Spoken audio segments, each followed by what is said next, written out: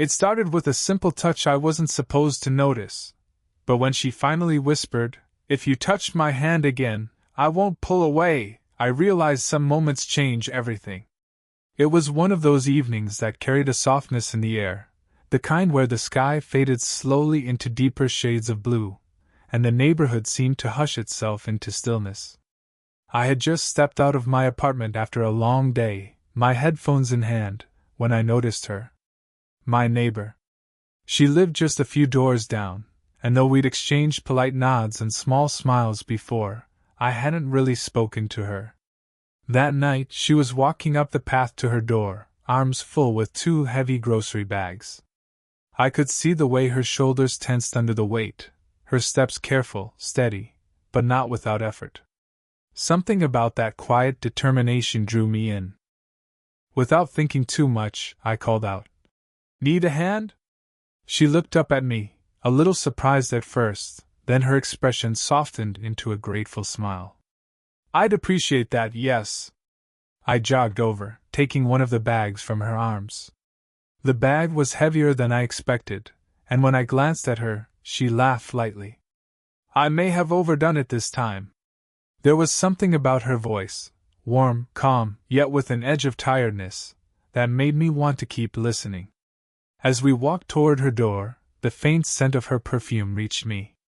It wasn't overwhelming, just subtle enough to make me notice, clean, floral, a little grounding in the cool evening air. When we reached her porch, she shifted her keys to unlock the door, and as I handed her the bag, our hands brushed. It was a small thing, nothing either of us could have planned, but the moment stretched longer than it should have. Her skin was soft, warm against mine, and though it lasted no more than a second, I felt a surprising jolt, as if the air around us had changed. She looked at me, and for a fraction of a second, I thought I saw something flicker in her eyes, not surprise, not discomfort, but something quieter. A kind of pause, like she wasn't sure whether to acknowledge it or let it slip by unnoticed. "Thank you," she said softly, her fingers curling slightly around the handle of the bag I'd passed to her. "Any time," I replied, though my voice came out quieter than I intended. She gave me a small, genuine smile before stepping inside, the door closing gently behind her. I stood there for a moment longer, staring at the faint light spilling from the windows, trying to understand why such a small interaction had left me so unsettled. It was nothing more than helping a neighbor. But the memory of her hand against mine, the warmth, the softness, the way she didn't pull away immediately, lingered long after I walked back to my place. And deep down, I knew that wouldn't be the last time I thought about it. The following week, the memory of that brief hand brush still lingered in my mind more than I wanted to admit. I caught myself glancing toward her apartment whenever I passed by, half expecting to see her, half hoping I wouldn't, because I wasn't sure what I'd say if she did. One evening, just as the sun was sinking low and the sky had begun to scatter with streaks of amber and rose, I noticed her again. She was sitting on her porch, a hardcover book open in her lap, her posture relaxed yet thoughtful. A small glass of iced tea rested on the step beside her. She looked so at ease in that moment, her hair catching the last of the evening light, that I almost turned and walked past quietly. But something in me refused to let the chance slip by. "Good evening," I said, my voice careful, as though afraid I might disturb something fragile. She looked up, surprised at first, then smiled softly. "Oh, hello. Out for a walk?" I shrugged lightly, stepping closer to the porch. "Mostly just an excuse to escape my apartment. It feels too quiet inside sometimes." Her smile widened, and she gestured to the empty chair beside her. "Then sit. Quiet's easier when it's shared."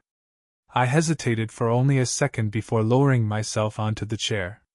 The wooden boards creaked faintly under my weight, and I found myself closer to her than I expected.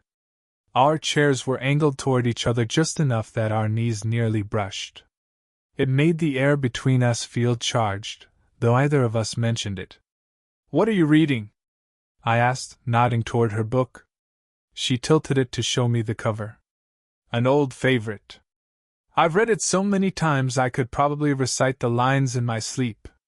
And yet you still pick it up again? I teased lightly. There's comfort in the familiar, she replied, her voice low, almost reflective.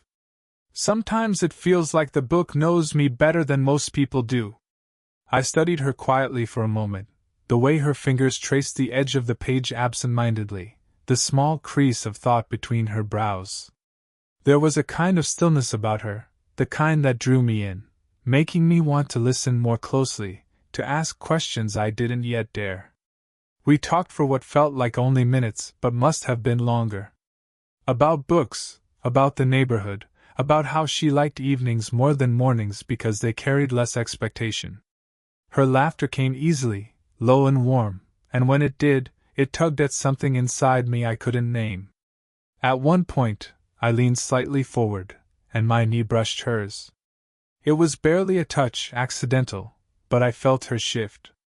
Not away, just a slight pause, like she was weighing something in her mind. She didn't move her chair back. That tiny decision spoke louder than any words could have. As the porch light flickered on and the night deepened, I realized I wasn't ready to leave. And when she closed her book with a soft smile and said, "I hope you'll sit with me again sometime," I knew this wasn't just neighborly kindness. It was something quietly beginning. The evenings became a rhythm I started to look forward to, passing by her porch, catching the familiar glow of her lamp, and hearing the sound of pages turning or the soft clink of her glass on the wooden step. It was unspoken, almost accidental, but more than once, she invited me to sit, and I always did. Each time, our conversation stretched a little further, peeling away layers of guarded politeness until I began to hear something truer in her voice. On one of those evenings, the air was cooler, the faint scent of rain still lingering from an afternoon shower. She had draped a light cardigan over her shoulders, her hair pulled back loosely, though a few strands framed her face in a way that felt effortlessly graceful. I remember thinking how at ease she looked, yet how carefully she carried herself, as though there were things she wanted to say but never quite allowed out loud. She was telling me a story about her day, how she'd managed to lock herself out of her apartment for 15 minutes until she realized the spare key was still in her purse. She laughed at herself, shaking her head at the memory. I must have looked ridiculous out here, pacing and muttering like some lost woman. The way she said it, half amused, half self-critical, made me lean forward without thinking. I placed my hand lightly over hers on the armrest between us. It wasn't bold, not deliberate in the way that carried a declaration. It was instinct, meant as reassurance. But the moment my skin touched hers, the world seemed to shift. Her hand was warm beneath mine, softer than I'd imagined, and though she stiffened, it wasn't in rejection. It was the kind of stillness that spoke of surprise, of not having expected the touch but not wanting to pull away too quickly either. For a breath, maybe two, she allowed it, her gaze flickering down at where our hands met, then back up at me, her lips parting as if to say something but catching the words before they could escape. I felt the tension, fragile and sharp, as though the wrong move might shatter the moment entirely. My thumb had barely brushed against her knuckles before she slowly, deliberately, withdrew her hand. Not fast, not dismissive, just careful, like someone who wasn't ready to let the moment linger but also couldn't ignore it. She tucked her hand into her lap, eyes dropping to her book though she wasn't reading. Her voice, when it came, was softer, almost distant. You don't have to do that. I didn't push. I didn't apologize either. I simply nodded, letting the silence stretch between us. I could hear her breath steadying, could see the faint color rising in her cheeks even in the dim porch light. Minutes later she stood, saying she should head inside. But the way she said goodnight, gentle, hesitant, and with a small smile that didn't quite hide her thoughts, told me the touch had unsettled her as much as it had me. I walked home that night with my hands still tingling, my mind circling the memory of how perfectly hers had fit beneath mine. For a few days after that fleeting touch, there was a subtle shift between us. She still greeted me with the same soft smile, still invited me to sit when our paths crossed, but beneath it all, there was an unspoken awareness, like we both knew something had happened that we couldn't easily name. I felt it in the way her eyes lingered a moment longer when we spoke, in the pauses that seemed heavier than before, in the quiet restraint that clung to her words. One evening, the air was particularly crisp, carrying the scent of damp earth after a light rain. The neighborhood was unusually still, as though even the crickets had quieted. She sat on her porch with a blanket draped loosely around her shoulders, her mug steaming faintly in the cool air. When I approached, she gave me a look that was softer than usual, almost tired, as though she'd been waiting for me. "You always seem to catch me when I need company," she said with a small laugh, motioning for me to sit. I settled into the chair beside her, close enough that the edge of the blanket brushed against my arm. "Maybe that's my talent, showing up at the right time." Her smile faded into something more thoughtful, and she stared into her mug for a long moment. "I don't usually let people get close," she admitted quietly. "Neighbors, friends. I've always been the type to keep a little distance. It feels easier that way." There was no bitterness in her voice, just honesty, the kind that felt like a rare gift. I didn't rush to fill the silence. Instead, I let her words hang in the air, giving her the space to say more if she wanted to. After a pause, she glanced at me, her eyes steady but uncertain. "I'm not sure why I've let you sit here with me. Maybe it's because you don't push. You just listen." I felt something stir in my chest at that. "Maybe it's because you've needed someone to listen," I said gently. Her lips curved faintly, though her eyes held a shadow I hadn't noticed before. She shifted slightly, her arm brushing mine under the blanket. Neither of us moved away. The contact was subtle, but it carried weight, a quiet acknowledgement that closeness was no longer something to resist. At one point, as she adjusted her mug, our fingers brushed on the armrest again. This time, I expected her to pull away. She didn't. Her hand trembled, just slightly, and I could feel the rapid thrum of her pulse through her fingertips. My own breath caught, though I forced myself to remain still, letting her decide whether to stay or retreat. She left her hand there. Not gripping mine, not fully open, but simply resting, the smallest gesture of trust. We sat in that quiet way for a long while, the night wrapping around us, the sound of distant thunder humming low. And though she didn't say another word about it, I knew this was the beginning of her letting me in. The next shift between us came on a night when the weather turned restless. Dark clouds gathered quickly, and by evening the sky opened up, rain falling in heavy sheets against the rooftops. The power flickered once, twice, before finally cutting out. The building was swallowed in silence, save for the steady drumming of rain and the occasional roll of thunder. I found myself thinking about her almost immediately. Something about the storm made me restless, and before long, I was knocking gently on her door. She opened it with a flashlight in hand, her hair tied back loosely, a cardigan pulled around her shoulders. She looked surprised to see me, then her features softened into something almost relieved. "You came to check on me," she said softly, her tone more statement than question.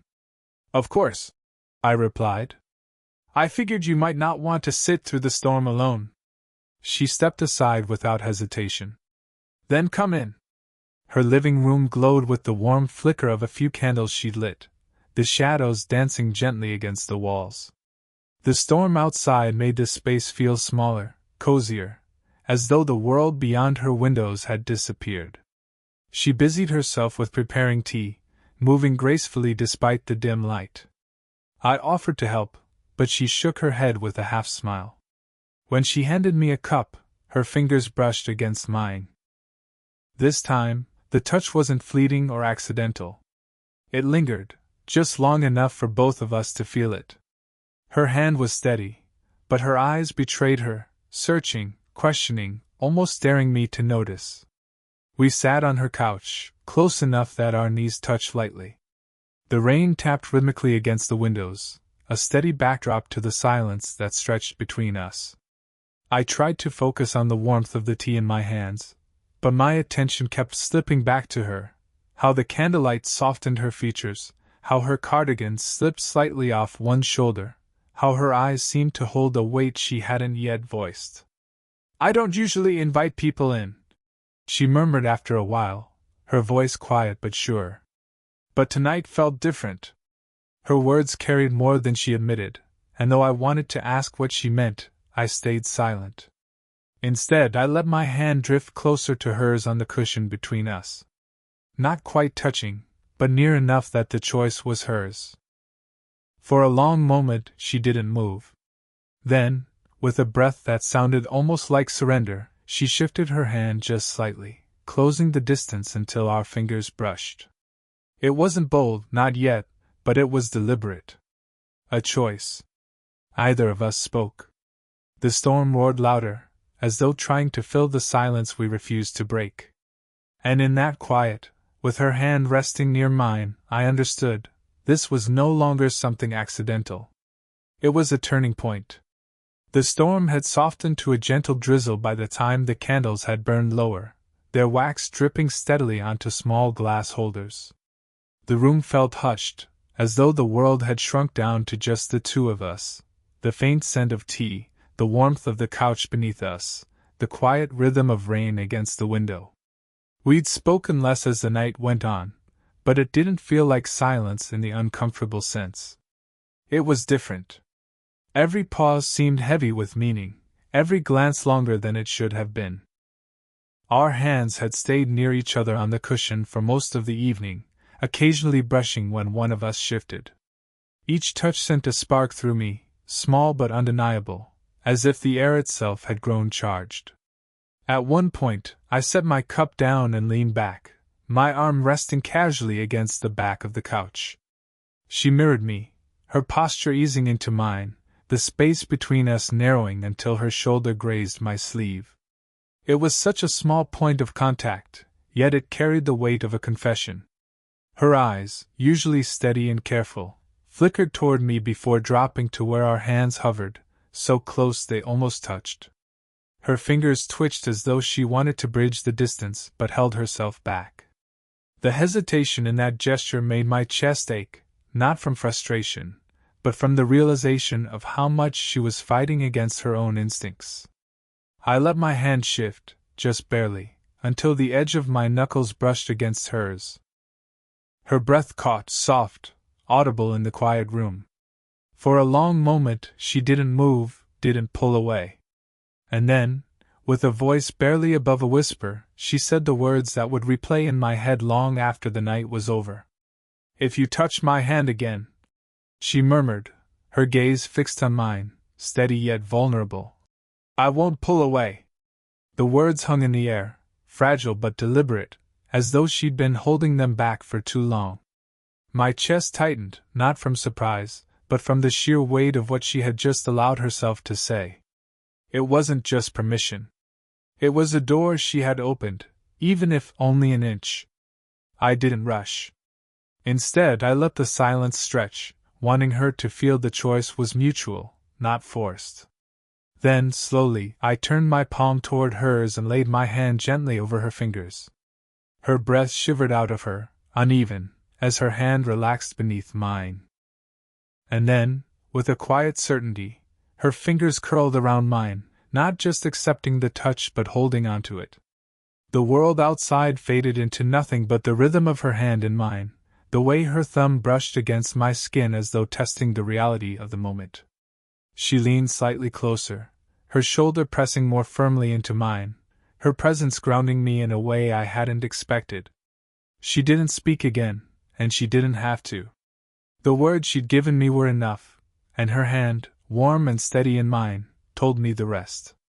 The storm passed fully by morning, leaving the air outside fresh and washed clean.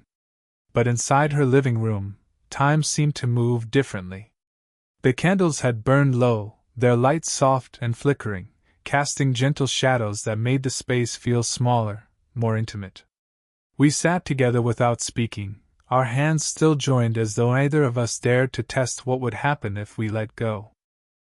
Her fingers fit so naturally around mine that I found myself memorizing the simple weight of it, the warmth of her palm, the way her thumb occasionally brushed against my skin in an absent, almost soothing gesture. I wanted to say something that would capture the weight of what we had just crossed into. But the words felt unnecessary. Her presence, her closeness, was already saying everything. She shifted gently, leaning her shoulder against me. Her head came to rest lightly near my chest, her hair brushing against my jawline. The movement was unhurried, deliberate in the quietest way.